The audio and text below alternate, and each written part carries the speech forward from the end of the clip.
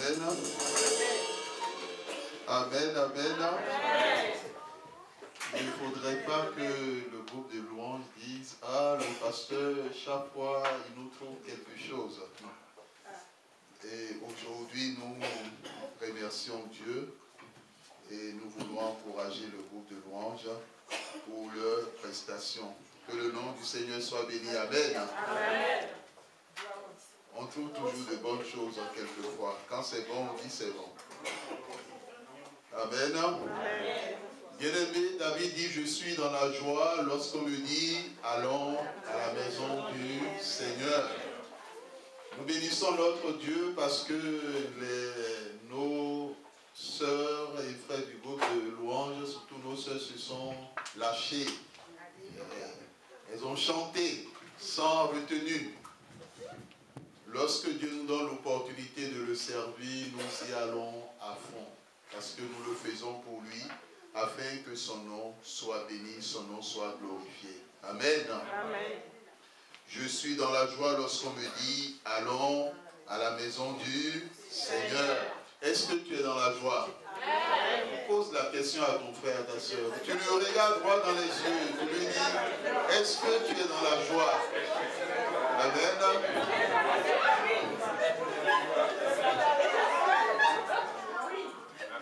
Amen. Bon, si en posant la question à une personne, vous n'avez pas vu la joie, dites-lui simplement, sois joyeux.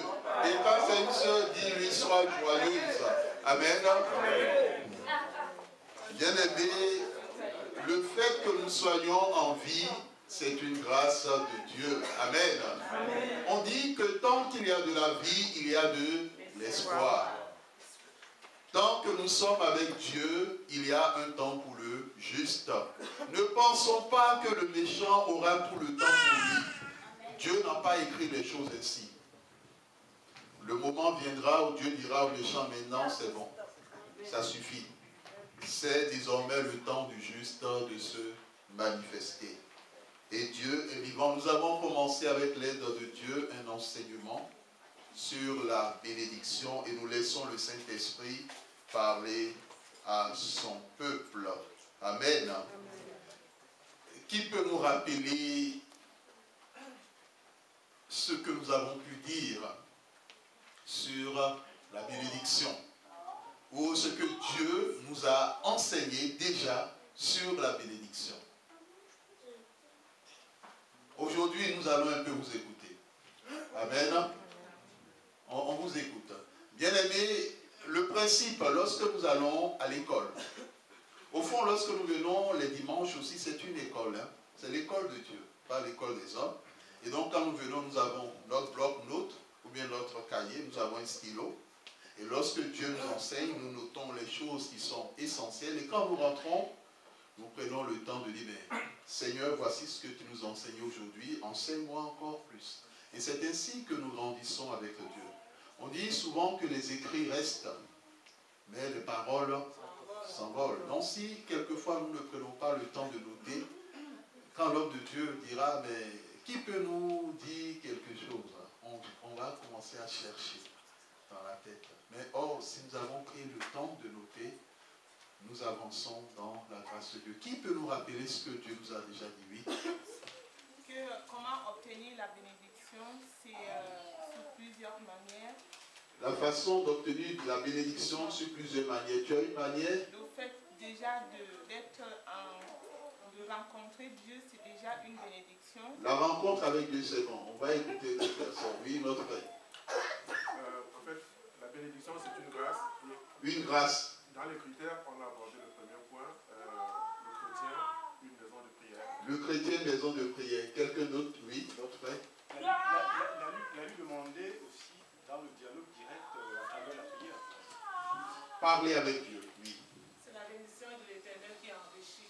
Il l'a fait accompagner d'aucun chagrin. Et quelle est la référence? Proverbe. Il y a des références que nous devons connaître par cœur. Hein, pour que lorsque nous passons par des moments difficiles, Nous confessons. La parole de Dieu est une arme. On est d'accord? Amen. Amen. Lors de la rencontre entre Jésus et Satan dans le désert, lors de la tentation, Jésus a utilisé la parole de Dieu.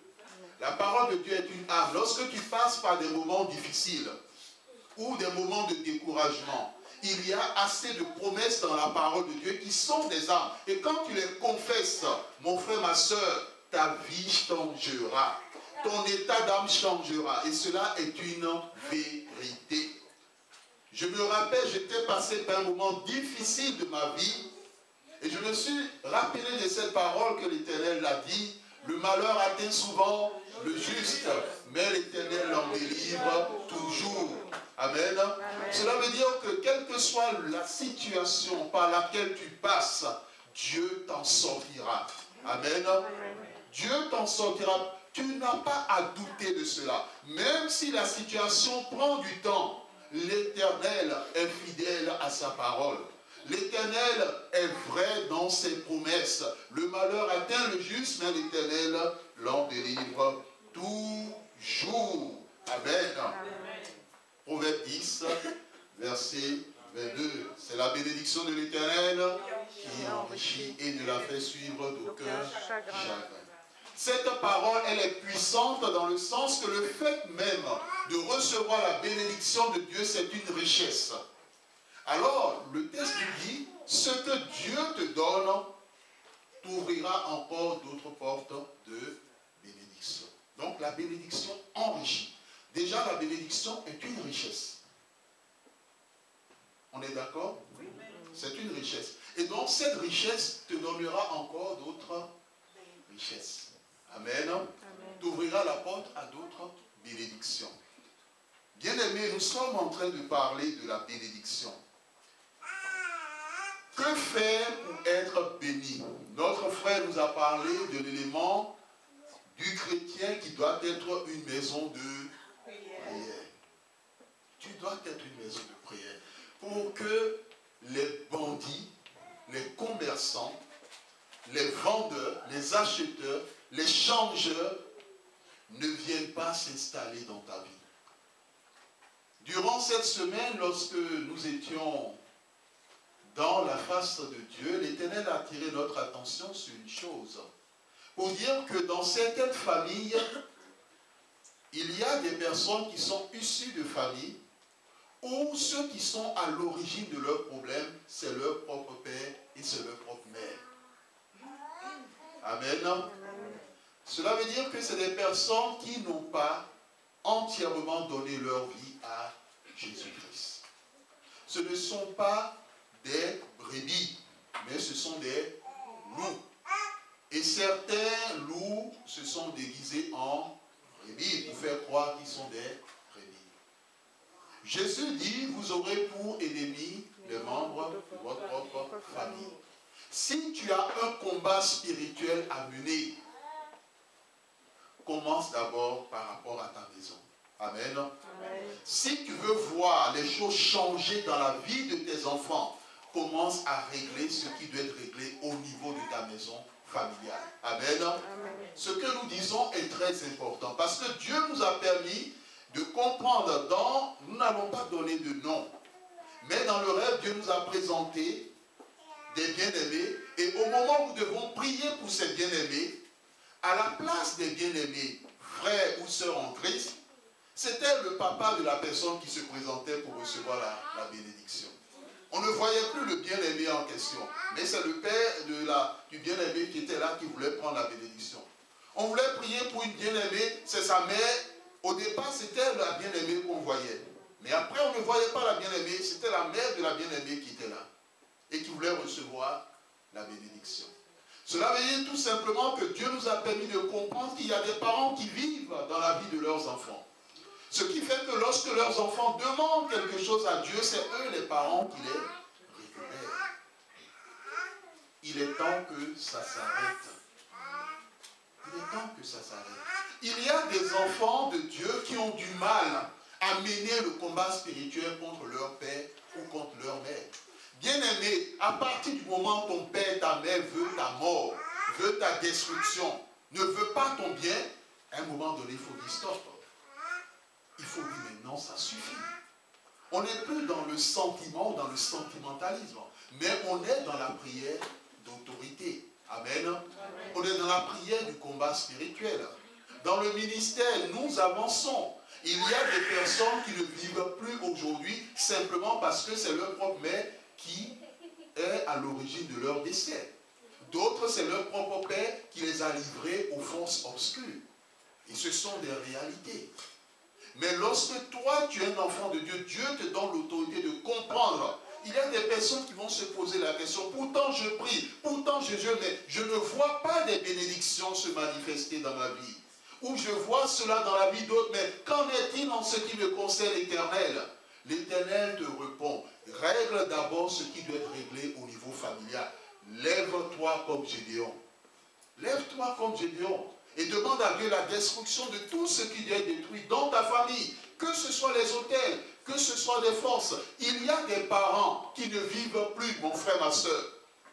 Il y a des pères qui sont décédés, il y a des mères qui sont décédées, mais qui continuent à travailler contre leurs enfants et dans la vie de leurs enfants au travers des hôtels. Il est temps que cela s'arrête. On ne peut pas venir à Dieu et avoir l'impression comme si rien n'a changé. Ce n'est pas possible. La Bible dit que celui qui est en Christ est une nouvelle et que les choses anciennes sont passées et que toutes choses sont devenues nouvelles. Donc les choses doivent être nouvelles dans ta vie. Si elles ne sont pas nouvelles, il faut régler ce qui doit être réglé au niveau familial. Nous bénissons l'Éternel notre Dieu. La bénédiction, pour être béni, il faut que le chrétien soit une maison de prière. Plus de commerçants dans ta vie. Plus de vendeurs. Plus ton père, plus ta mère. Plus ton grand-père ou ta grand-mère. Il est temps que ça s'arrête. Et nous l'avons déjà enseigné. Ne pensez pas que parce que le père ou la mère ou le grand-père, la grand-mère qui vous faisait du mal est décédé, le problème est réglé. Non. Tant que les hôtels sont là, tant que des temps spirituels sont là, ils peuvent continuer toujours à travailler. Et là, ça devient un peu embêtant. Et beaucoup embêtant. D'où l'importance de se lever et demander à Dieu de mettre fin à cela. La fois dernière, nous avons parlé d'un deuxième élément qui concerne comment obtenir la bénédiction. Comment obtenir la bénédiction? Si nous ne l'avons pas abordé, nous allons l'aborder aujourd'hui. Le secret. Le secret. Tu veux être béni? Ferme ta bouche. Amen. Est-ce que vous connaissez des gens qui parlent beaucoup? Vous en connaissez? Et quand ils parlent beaucoup, qu'est-ce que vous leur dites? Directement comme ça? Silence, discrétion. Non, moi je l'ai frappé. Quand la personne parle beaucoup. Hein? Tu parles trop. Tu parles trop. Je vais m'excéder. Si tu es une personne qui parle beaucoup, il faut prier pour dire à Dieu de te retirer cela. C'est pas bon, c'est très dangereux. Si tu veux être béni ou expérimenter la bénédiction de Dieu, apprends à garder le silence. Bien-aimé, tes ennemis, tes adversaires et la bénédiction ne te fuiront pas si tu apprends à ne pas parler beaucoup. Mais si tu es quelqu'un qui parle beaucoup, tu éloigneras la bénédiction de ta vie. Tu éloigneras la bénédiction de la vie de tes enfants, de la vie de ton époux, de ton entourage. C'est comme certains époux. Ils parlent d'eux-mêmes aux autres, ils parlent de leur femme aux autres, ils parlent de leur famille aux autres. Et il y a certaines femmes, quand elles prennent aussi le téléphone, ils parlent de tout ce qui concerne leurs secrets à d'autres. Ils parlent de tout ce qui concerne le secret de leurs enfants à d'autres. Ils parlent de tout ce qui concerne ce qui se passe dans la maison à d'autres. Bien aimé, ça ne se fait pas. C'est très dangereux. À partir du moment où vous agissez ainsi, vous donnez la clé d'entrée de votre maison, de votre couple et de la vie de vos enfants à vos ennemis. Il faut que vous compreniez cela. Ne vous étonnez pas si vous rencontrez des difficultés ou si vos enfants rencontrent des difficultés. Parce que c'est vous-même qui avez donné l'autorité et l'action d'agir. Aucune personne ne peut vous nuire si la personne n'a pas des informations sur vous. Mais tant qu'elle a des informations, elle peut aller loin. C'est comme avec la police. Quand la police veut s'en prendre à une personne, qu'est-ce qu'ils font? Ils glannent des informations. Ils ne se lèvent pas pour dire, bon, allez, toi, et on te met la main là-dessus. Non, non, non. Des informations. Quand ils sont confrontés à un trafiquant de drogue, ils ne vont pas directement pour dire, bon, toi, tu es un trafiquant de drogue, allez, tu nous suis. Non. Ils cherchent tout ce qui doit être glané comme information. Dans les informations, nous avons les preuves. Ils font le suivi, ils mettent la liste sur écoute avec l'aide, bien sûr, du juge. Ils glanent tous ces éléments, sachant constituer un dossier. Et un bon dossier. Parce que si le dossier n'est pas bon, il amène devant le procureur, bien on lui dira non. La personne risque d'être relâchée. Dieu nous parle. Si tu avais l'habitude de parler de ce qui se passe dans ton couple dehors, il faut que tu arrêtes. Si tu avais l'habitude de parler de ce qui concerne tes enfants dehors, il faut arrêter. Bien-aimé, ne donnez plus d'informations. Satan et ses agents ne peuvent rien faire contre les enfants de Dieu s'ils n'ont pas d'informations. C'est ce qui fait que lorsque les choses changent dans vos vies au travers de la prière, vos ennemis viennent toujours aux informations. Ah, mais comment est-ce que tu vas? Ah, j'avais pensé à toi depuis longtemps. Et s'il avait pensé depuis longtemps, pourquoi est-ce qu'il n'a pas appelé depuis longtemps? Et quelquefois, lorsque les gens commencent ceci, c'est pour nous mettre à l'aise. Ah, je pensais à toi depuis longtemps. Ou bien d'autres, ils sont des champions. Ah, ils disent, mais j'ai appris que dans ton quartier, au niveau du supermarché, il y a une promotion de telle chose que tu aimes. Et quand la personne commence ici, l'autre aussi est heureux. Ah, mais lui, il veut mon bien. À cause de moi, il va sur Internet. Il a des informations. Bien aimé, le malin dispose d'abord la personne avant de lui soutirer des informations. Quand quelqu'un vous appelle au téléphone, ou bien vous rencontrez quelqu'un, il n'y a pas de rencontre fortuite. Le hasard n'existe pas avec Dieu. À un moment donné, Dieu vous permettra de rencontrer vos ennemis. Et si Dieu vous permet de rencontrer à un moment donné vos ennemis, sachez que Dieu veut vous faire comprendre qu'ils ont encore des choses qui vous appartiennent entre leurs mains. Et là, vous devez réclamer tout ce qu'ils vous ont volé. Amen. Amen. Comprenons ces choses, le silence. Et ça, Dieu nous l'a enseigné. Tant que tu es silencieux, les gens n'ont pas d'informations. Ni sur toi, ni sur ta femme, ni sur ton mari, ni sur tes enfants. Même s'ils posent des questions sur toi, ou bien ton époux, ton épouse, ton enfant, tu diras Dieu s'en occupe. Point. Pas besoin d'aller dans les détails. Oh, et il était même la fois dernière, et à tel endroit, il avait fait ceci, il avait fait ceci. Ah, mon fils, hein, bon, il a ses examens en fin d'année. Est-ce que tu as besoin de donner cette information? Maintenant, quand l'enfant, tu jeûnes, tu pries, l'enfant va les amis, les choux. Alors, tu vas t'en prendre à Dieu. Oh Seigneur, pourtant j'ai prié, j'ai jeûné. Mais non. Parce qu'au fond, vous devez comprendre ceci. Lorsque vous parlez et vous livrez des informations, c'est que vous êtes en train de les donner.